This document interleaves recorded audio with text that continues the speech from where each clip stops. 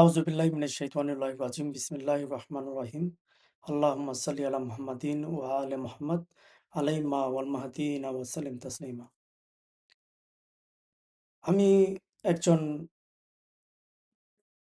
আব্বাস সাদিক আলাইহিস সালামের অনুসারী এবং বিশ্বাসী। আমি আব্বাস সাদিক আলাইহিস সালামকে বিশ্বাস করি এবং তার কাছে আনুগত্যের শপথ নিয়েছি।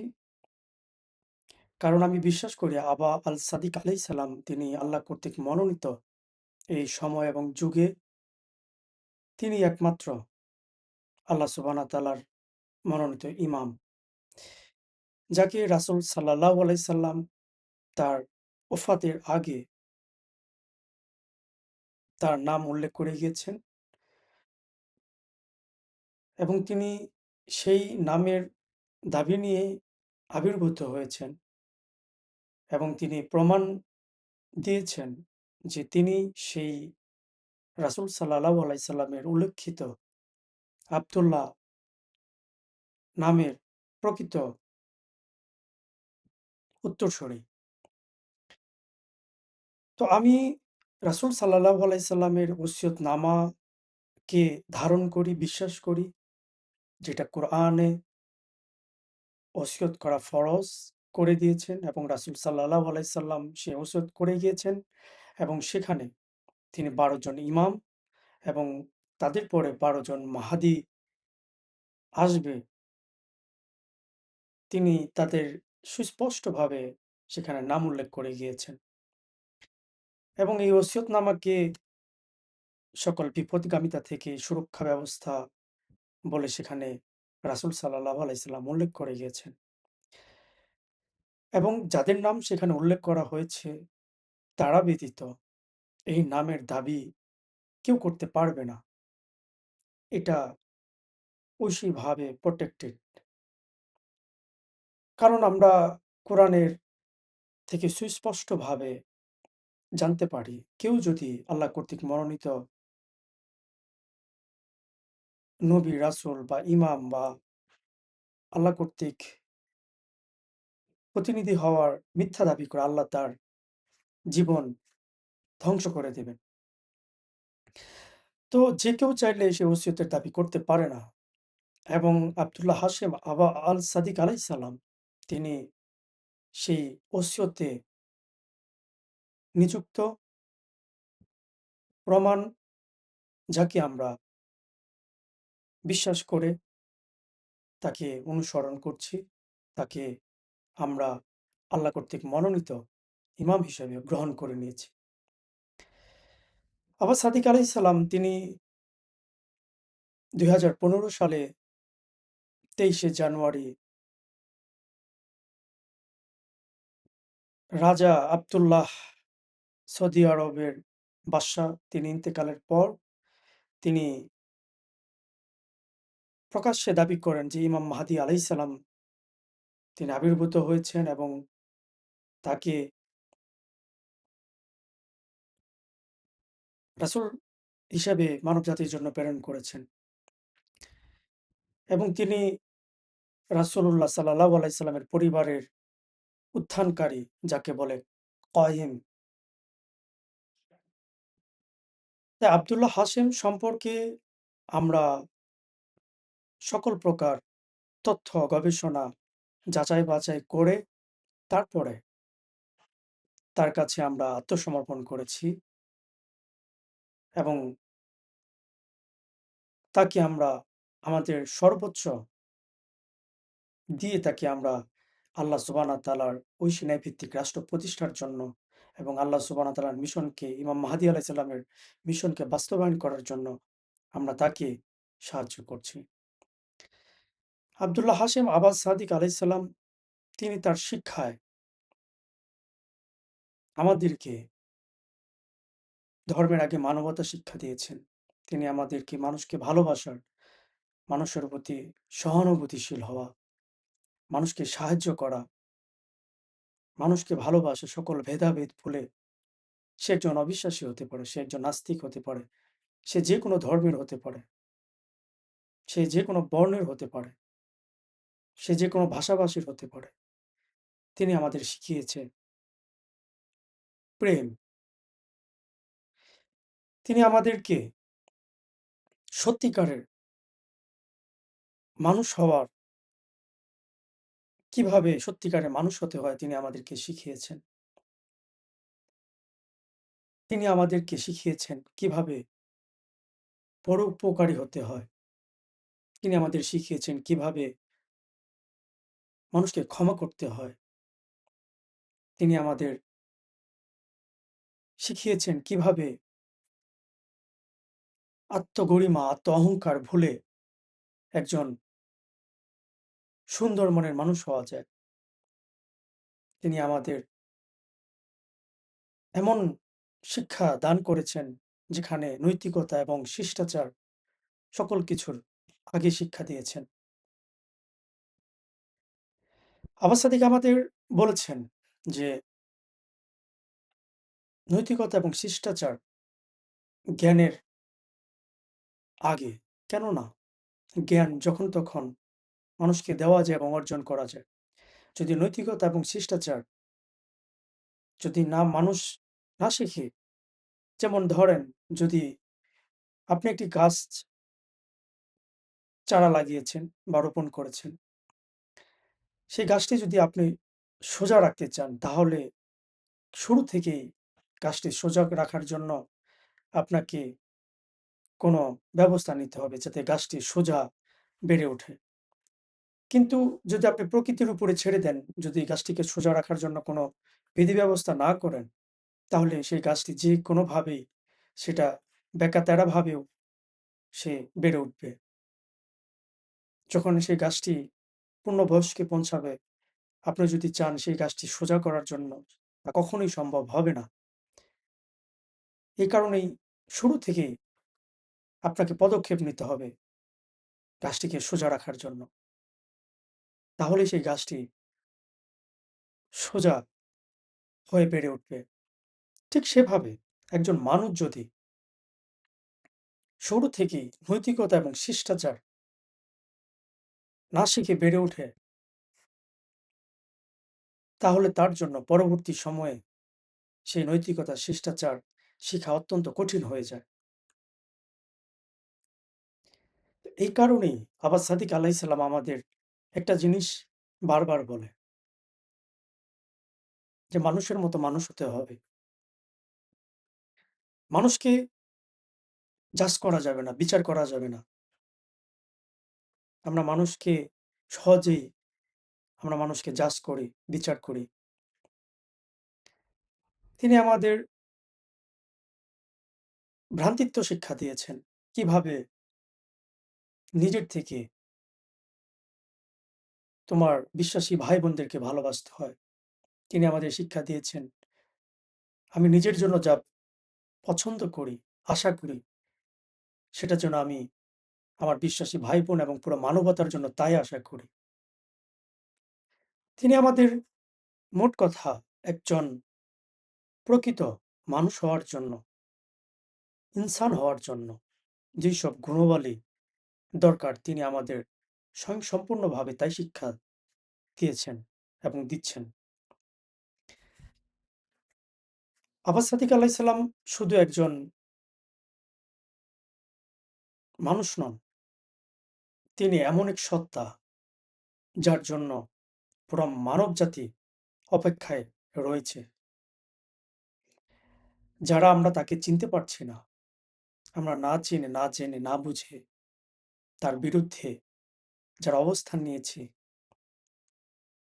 আমরা আব্বাস সাদিক আলাইহিস সালামের সন্তান হিসেবে, অনুসারী এবং বিশ্বাস হিসেবে আমরা আপনাদের একটি কথাই বলতে চাই, আপনারা প্রোপাগান্ডায় কান না দিয়ে আসুন, আমাদের সম্পর্কে জানুন, আমরা কি বিশ্বাস করি, আমাদের শিক্ষাগুলো কি। আব্বাস সাদিক আলাইহিস সালাম আমাদের আরেকটি অতি ইম্পোর্টেন্ট একটি বিষয় বলেছেন যে, তোমরা তোমাদের শত্রুকেও ভালোবাসো, তাদেরকে সাহায্য করো। আমরা আমাদের শত্রু যারা, তাদেরকে আমরা ভালোবাসার চোখে দেখি। আমরা কখনোই আমাদের যারা শত্রু তাদেরকে ঘৃণার চোখে দেখি না। বরঞ্চ আমরা বলি, আপনাদের জন্য আমাদের দরজা খোলা।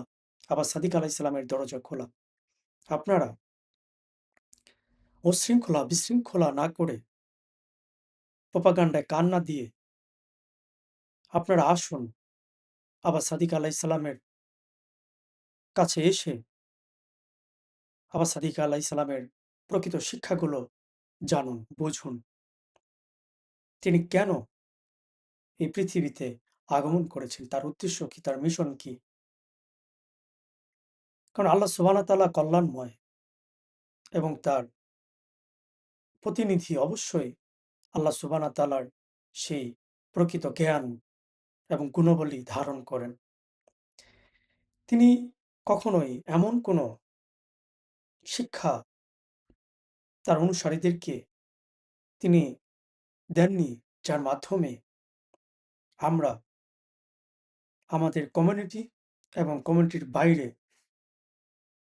এমন কোনো অন্যায়মূলক কাজের সাথে আমরা এমন অন্যায় কাজ করতে পারি, যেটা আমাদের আবার সাদিক আলাইহিস সালামের শিক্ষার পরিপন্থী।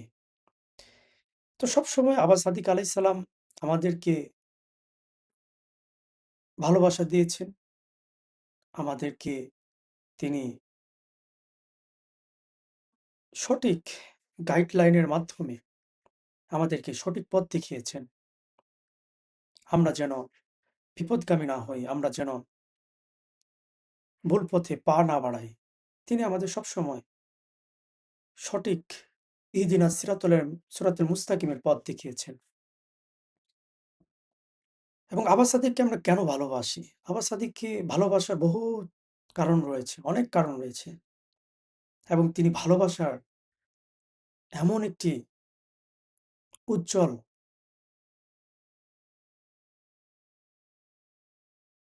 মাইলফলক, যাকে ভালো না বাসলে, তার কথা না শুনলে, তাকে না দেখলে, তার কথা চিন্তা না করলে আমাদের ভালো লাগে না। আমরা তার কথা শোনার জন্য অপেক্ষায় থাকি। তিনি আমাদের উদ্দেশ্যে কখন কোন দিক নির্দেশনা দিচ্ছেন, কোন শিক্ষাগুলো আমাদের সামনে নিয়ে আসছেন। মোট কথা, আমরা সবাই তাকে ভালোবাসি এবং তিনি একাই সবাইকে ভালোবাসেন। তিনি আমাদের মাহাদি, তিনি আমাদের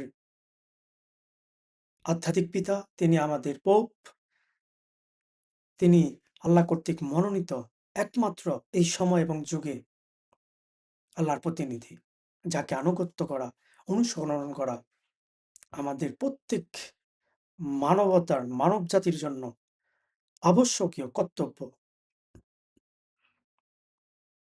তাই আব্বাস সাদিক আলাইহিস সালামের বিরুদ্ধে যারা অবস্থান নিয়েছে, আপনারা ভুল বোঝাবুঝির মাধ্যমে শুধুমাত্র নিজেদের এই কর্মকাণ্ডগুলো সংগঠন সংগঠিত করে আপনারা নিজেরাই নিজেদের বিরুদ্ধে অবস্থান নিচ্ছেন। শেষ পর্যন্ত আল্লাহ সুবহানাহু ওয়া তাআলার সার্বভৌমত্বের বিজয় সন্নিকটে এবং আমরা আল্লাহ সুবহানাহু ওয়া তাআলা ছাড়া কাউকে ভয় পাই না। আমাদের ভয় দেখিয়ে লাভ নেই। বরঞ্চ আপনারা নিজেরা সংশোধন হন। নিজেদের অবস্থা সম্পর্কে ভাবুন। আপনারা এমন লোকের বিরুদ্ধে অবস্থান নিয়েছেন, যিনি আপনার মুক্তির জন্য আহ্বান করছেন। আপনাকে একজন সত্যিকারের মানুষ বানাতে তিনি আপনাকে তার দিকে ডাকছেন। আমরা ইবলীসের পদাঙ্ক অনুসরণ করব না, বরং আল্লাহ সুবহানাহু ওয়া তাআলার সেই বার্তাবাহককে অনুসরণ করব, যিনি আমাদেরকে সঠিক গাইডলাইনের মাধ্যমে আমাদেরকে আল্লাহ সুবহানাহু ওয়া তাআলার সেই সর্বোচ্চ মোকামে আমাদেরকে পৌঁছাবেন এবং আমরা যাতে সৃষ্টিতে আল্লাহ সুবহানাহু ওয়া তাআলার মতো হতে পারি। এই কারণে আব্দুল্লাহ হাশিম আবাস সাদিক আলাইহিস সালামকে জানুন, তার সম্পর্কে গবেষণা করুন। তার প্রমাণগুলো আমাদের Ahmadi religion of peace and light TV channel, the Mahdi has appeared YouTube channel এবং ওয়েবসাইটে তার সম্পূর্ণ প্রমাণাদি সেখানে দেওয়া রয়েছে। শুধুমাত্র ইসলামে নয়, ইহুদি ধর্ম, খ্রিস্টান ধর্ম, আরও যত ধর্ম গ্রন্থ রয়েছে, সেই সব ধর্মগ্রন্থের উপরে তাদের থেকেও সেসব কিতাবী যারা নিজেদেরকে অধিক জ্ঞানী মনে করে তাদের থেকেও তিনি অধিক জ্ঞান রাখেন। তিনি আল্লাহ কর্তৃক ঐশী জ্ঞান রাখেন। তো তার জ্ঞানকে গবেষণা করুন। শুধুমাত্র আমাদের ধর্মীয় বিশ্বাস এবং আমাদের কমিউনিটির উপরে মিথ্যা অভিযোগের কারণে কোনো ইনভেস্টিগেশন ছাড়াই আপনারা এমন কোনো কাজ করবেন না যার মাধ্যমে আপনাদের উপর আল্লাহ সুবহানাহু ওয়া তাআলার শাস্তি নাজিল হয়। সাবধান হন।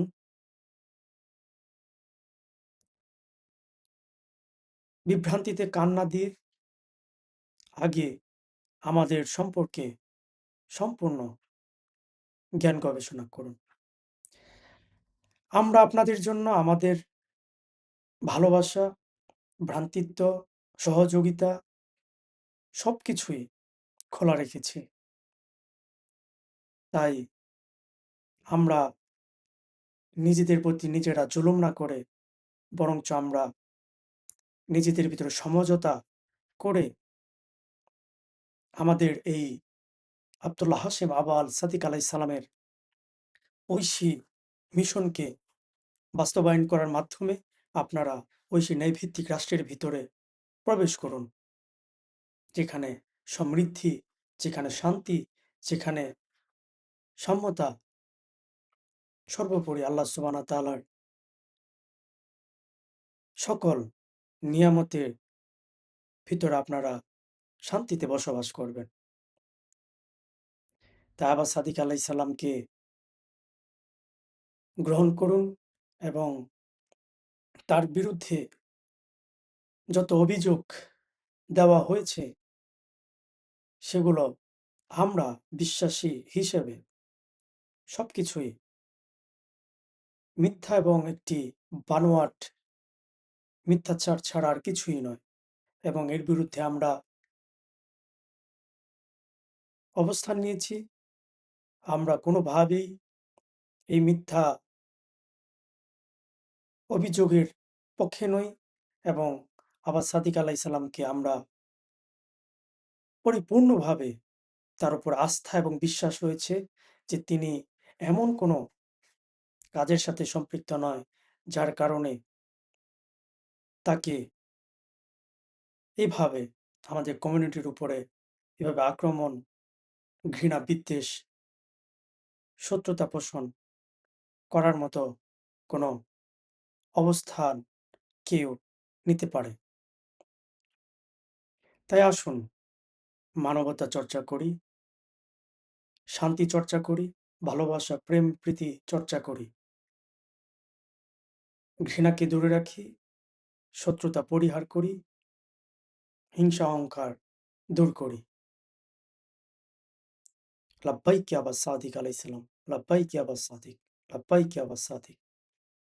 আল্লাহুম্মা সাল্লি আলা মুহাম্মাদিন ওয়া আলি মুহাম্মাদ আলাইহিমা ওয়াল মাহদিন ওয়া সাল্লিম তাসলিমা।